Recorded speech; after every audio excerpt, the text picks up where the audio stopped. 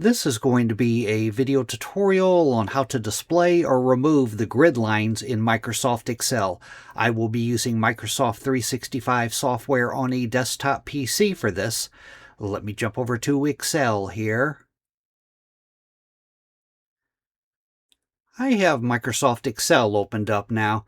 To display or remove the grid lines, by default the grid lines are showing. These here are the grid lines. But to display them or remove them, you want to go up to the top up here, up to the View tab, click on View. And then right here in the Show area, right here, Grid Lines. By default, it's probably checked for you, as you see mine is. To remove the grid lines, you would just uncheck the box. And as you can see now, my grid lines are gone. And if I want to re-enable the grid lines, I'll just check the box. That is how to display or remove the grid lines in Microsoft Excel. Thanks for watching.